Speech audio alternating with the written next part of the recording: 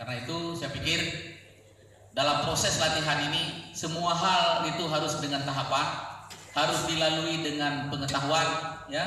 Kalau tidak memiliki pengetahuan, tanya kepada orang yang tahu.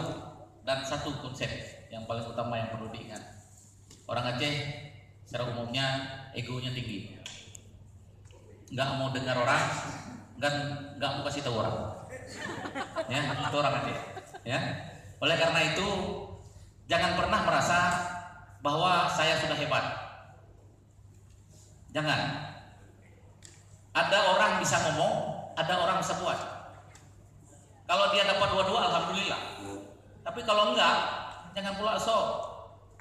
Saya ngomong nih sekarang nih, coba suruh ke saya, pasti saya nggak bisa. Tapi apa yang saya bicarakan, coba dipraktekkan. Apa yang bisa dipraktekkan dengan apa yang nggak tahu, jadi dipraktekkan karena Anda bisa melakukan, jadi bagus.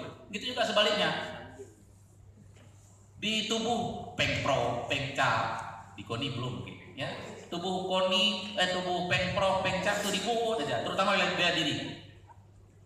Bela diri mungkin seperti karate itu misalnya, contoh, maaf nih. Kenapa dipun? Karena banyak aliran. Kalau saya ngomong tuh ada aliran kepercayaan, ya. Percaya bahwa saya mampu, padahal enggak. Itu aliran percaya. Jadi kalau seandainya ditarik sedikit, maju sedikit itu bagus. Jangan maju terus, atau yang mundur-mundur terus, maju, tarik, maju lagi, tarik, maju, nah, itu bagus. Karena itu penting. Sehingga semua proses yang kita lalui dalam proses pembinaan olahraga, kita sama-sama, kita ini kolega kita ini, ya. Saya hari ini ketemu dengan pelatih Langsa, jadi kolega saya hari ini, dan saya siap kapanpun dimanapun. Kebetulan saya ini termasuk pendamping PPLP Aceh Utara. Langsa saya pikir itu penting PPLP dibuat, karena itu instruksi gubernur dan Pak Wali Kota respeknya luar biasa. Nggak ada wali kota lain seperti Langsa.